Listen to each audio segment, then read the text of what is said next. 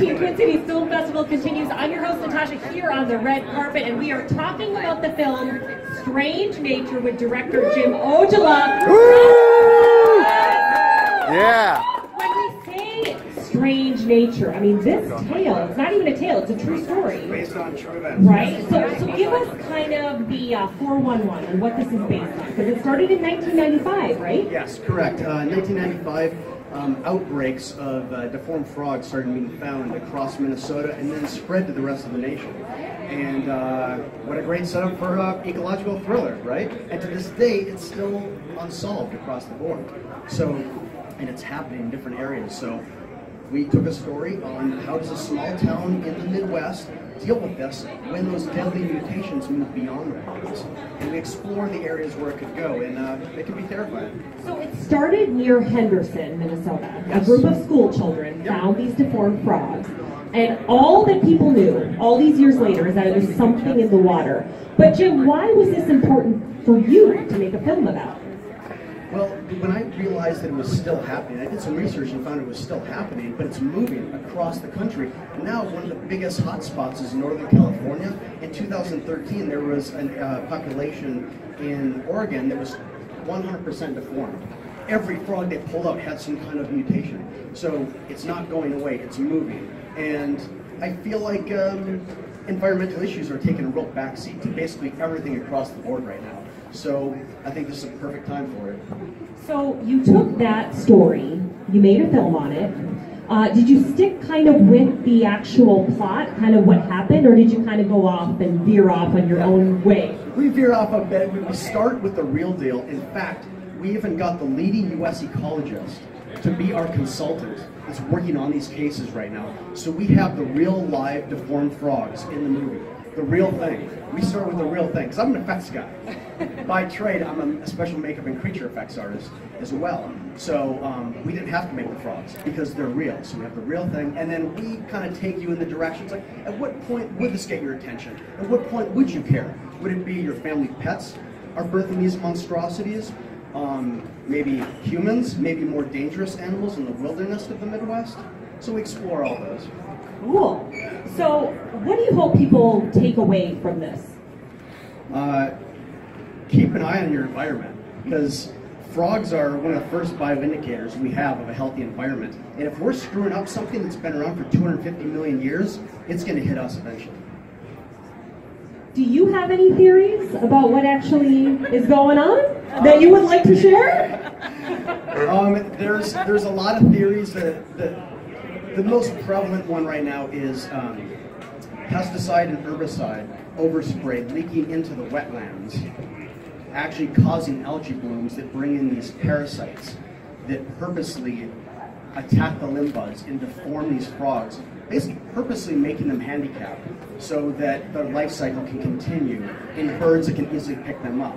So, wow, imagine that going up the chain of life, you know? So, yeah. What would you say was the biggest challenge for you in making this film? Biggest challenge was, I mean, we made a small independent film in the backwoods of Minnesota that has kids, makeup effects, babies, animals, puppets, stunts. I mean, you name it. We did everything you're not supposed to do in an independent film. But somehow, because we had this amazing cast and crew, we pulled it off. Yay! I can't wait to see it. Let's head on in. Strange Nature, everybody. Round of applause for Jim. Thank you so much. Nice to see you. Let's just have you pass the mic along and just introduce so everybody knows who you are. Come move closer, you guys. Come on, everybody. Come on, everybody. Yeah, nice and close. I'm Jim Ojala, writer, director, special effects supervisor. Woohoo! I'm Alex Schwant. I was the director of photography. I'm Jonah Barris, and I played Brody. Woohoo! Good job. I'm Sheridan, and I played Good job. Beth Meadows, and I'm a producer, and I was the cranky old bartender. Yeah. Woohoo! Immigrant producer.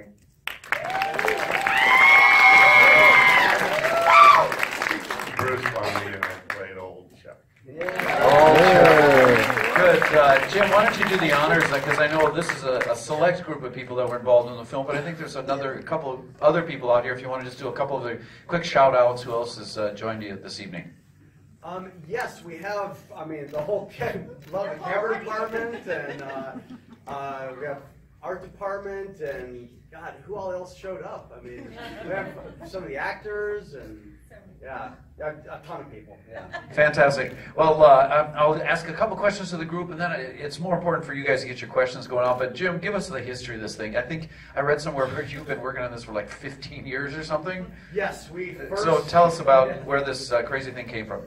We first tried to get this going in 2003, when I became aware of the deformed frog phenomenon. It was still happening in Minnesota and was spreading to other states, and it was kind of unsolved still. There's still there's theories, but it was still unsolved. So I was like, what a great idea for a thriller, and something that I can incorporate my makeup and special effects background into.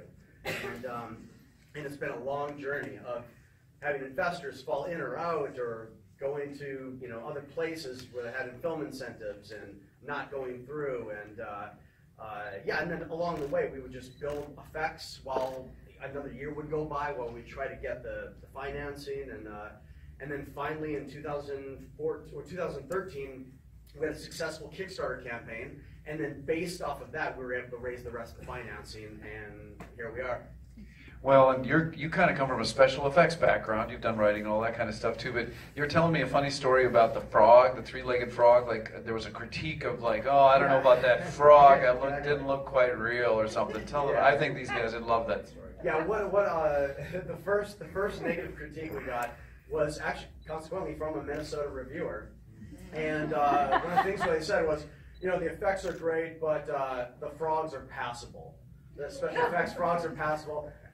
Every frog is real. Wow. And you have one that's still alive or something. Yeah, the one that's in the classroom with the big legs sticking out of the side, that's Bud. And he's still alive, and he will be a guest of honor at the Duluth premiere. He couldn't make the trip down here. It was just too much for this frog. Too much for this frog. Fantastic. As long as I got your good cinematographer here, I'll give the mic to him and I'll ask a couple of quick questions. And welcome back to the festival. You've had films in our festival. You've shot a lot of great stuff. So what was it like? Because my understanding is this was a little shotgun, a little go by the seat of your pants kind of shoot, because you were out in the middle of nowhere kind of stuff. Tell us how that was as a cinematographer. Yeah, the outhouse wasn't fake, so it was we were really in it. So it was a quick shoot. Had a great team with me to help me make it happen, and it was a lot of fun. Well, and there were things like, they really didn't live on a big lake. It was more like a swamp or a pond, right? And you just shot and... Yeah. There was like actual neighbors around, so we had to kind of like cheat it, and then in post we made sure that Joseph's house looked like it was by itself and there was nowhere else. There's actually other trailers. The trailer that Joseph lives in is actually next to a different trailer that he walks into in the wide shot, so we had to like wipe that out in post. Jonah, are you like now the cool kid in school because you starred in a horror movie, huh? Yeah. Wow. I guess so, huh? You look a little taller than when you made the film. But tell us a little bit about what the experience was like for you. Well, I think I was like 12. I'm 16 now, so yeah, I don't know. We stayed at this hotel, and with like the whole cast and some of the crew too. And it was pretty, like a good bonding experience. Me and Lisa got pretty close and stuff. So, I don't know. It was, as a kid, it was a little scary seeing all that special effects, but it's really cool. So as the dogs and different things were coming at you, you really felt real fear, huh? Yeah. You gotta make it real for yourself. Good. Lisa, you spent a lot of time doing TV shows and things. What was it like to kind of jump on a project like this? Well, I've done a lot of one-hour TV, and the pace of that is actually really similar to the pace that we've had to keep up. Not quite as fast as we were shooting, but so I guess in that sense it sort of prepared me. But had you been in Minnesota before the shoot, or? Never, and I loved it. Is it? I don't know why y'all say that Minnesota nice is like fake nice. Y'all are just really nice. Yeah, and hopefully you've been back. Yeah, That's what we love to hear. Let's hear from the producer. What was it like to produce this thing? Goes back 15 years. Jim and I started this in 2003 when we did the first fundraiser, and it's been quite a fun time meeting all of you and learning a lot about going from the seat of my pants to really finding people that you can trust. And I have to tell you, Minnesota, if it had not been for the incentives, the grant incentives, we couldn't have gotten this far. So we're really appreciative of that and of you guys. And you know, you cannot always you think you've got everything covered, but you have to have a vision. And this girl right here, there you go. This is Jessica, who is also and our eyes and ears for Minnesota, because a lot of the time we didn't get out here until a couple of months before, and so I'm just very grateful for you. Well, Jessica, this was pretty early in your career, correct? Yeah, well, tell us a little bit about that, because you. Well, that's true. I might be retiring now. Yeah, well, but tell us a little bit about that. Your first experience, one of your first experiences doing what you did on the film, and how it's helped you along the way. I was actually hired to be a production manager for a film called After the Reality, which shot up on the border of Canada. And I worked with this wonderful producer who knew what she was doing, and I just tried to copy her. Yeah. Coming onto this film, and I said earlier during the red carpet interviews, I feel like this movie got made because of everyone's absolute hard work and just the passion everyone brought to the project, and every single day, just bringing everything they had to getting it done. And we didn't what we lacked in expertise, we made up for in work ethic and passion. And so I'm just really proud of the team that we have that made this happen. And of course, you have to have a man of wisdom to oversee everything. Bruce, we see you in so many wonderful projects. How does this compare to some of your other experiences? Oh wow, this was so much fun. I loved working with these guys so much. I got the job because Jim and I talked on Skype for about an hour one time, and we decided, you know, we liked each other, and then I just got into it. And fantastic crew, great locations, the whole cast. It was just a great time. When we said go jump out in the lake, and the whole lake there, you just were a game and whatever. Really nice. It was nice. It was really nice. Oh, that's good. Wasn't sure. Sometimes up north there, you never know. All right. Questions from the crew? Anybody? Yes, front row there by the railing. You guys have had this experience. Some of you, was this your first time for any of you doing this experience? I'm sorry. I was saying that it's kind of a lead up. My real question is, if you had the chance to do another horror feature, would you do it? Would do another horror feature? It's in my nature. It's in your nature? Okay. I'm already working on 2 more. So. All right. That was my last question. What you working on now? Good. Horror is one of those things that people keep coming. Yes, right here. As somebody who likes to find the minute details that you add into a scene, I love the scroll at the bottom of the news feed because I saw your name in there and I'm like, oh, I love that. Because that's what I noticed, those little things. That was great. Thank you. That's our editor, David Madden. That's Oh, David Madden. good job. Did you catch the picture of Jim? Oh yeah, I'm the missing kid too. That's my fault. Oh my gosh. I'm not only Frog Boy, but I'm also missing kid. So. Got her. Yes. Any other questions here? Yeah, right here. Any chance that glyphosate could do what mutate the frogs? Actual Monsanto Bayer glyphosate? I wouldn't doubt it. I mean, like Trent said in the film, we don't understand the majority of human birth defects still to this day. Oh, sorry. Yeah. So anything could happen. I mean, this thing just started happening in '95. So, I mean, we only test pesticides in this country once every 15 years. So a hell of a lot could happen in 15 years. So we'll see. Are you hoping someone will run with this and really do some real research? Yeah, absolutely. I'm all for it. All the financing on research financing was pulled by the government in 2001. So this is not considered an important thing. So, but the leading ecologist that is working on this, Dr. Peter Johnson, who became our consultant and got us the live specimens that are in the film, he's working now with the University of California, San Francisco, about finding if indeed these parasites are purposely mutating growth hormones.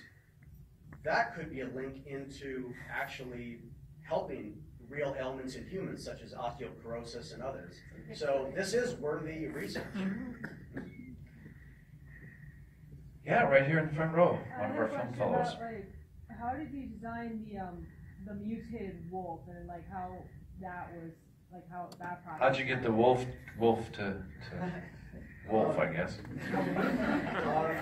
Back in LA, we sculpted it and molded it. I mean, that's my background is makeup and special creature effects.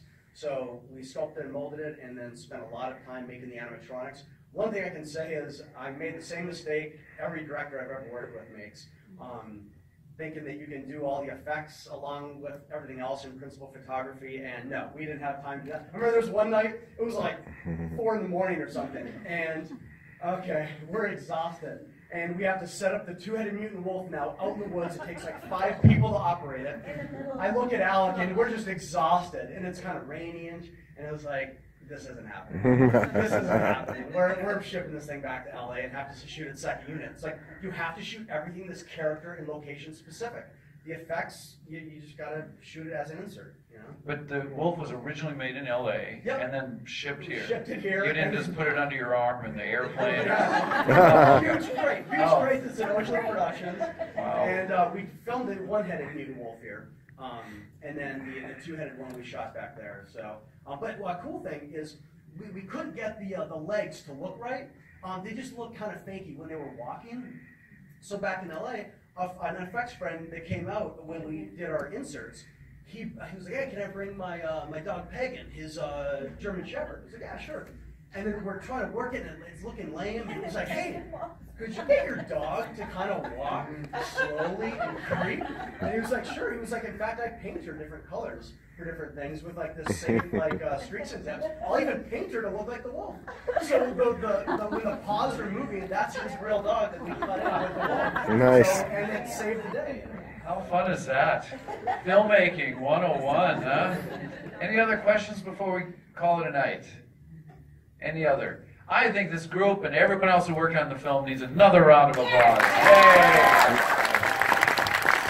Safe travels to Duluth tomorrow or Sunday? Yes,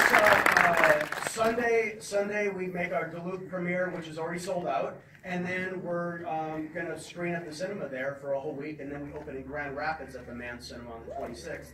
And Strange Nature will be available now at Amazon, Walmart, Redbox, everything. So if anybody of our filmmakers and anybody tries to discourage you from making cross-genre films because nobody will buy it and you'll never get distributor, it's BS. Because we cross genres and we got a hell of good distribution. So fantastic. Make your film. Thank you, everyone. Drive safe. We'll see you at the party space.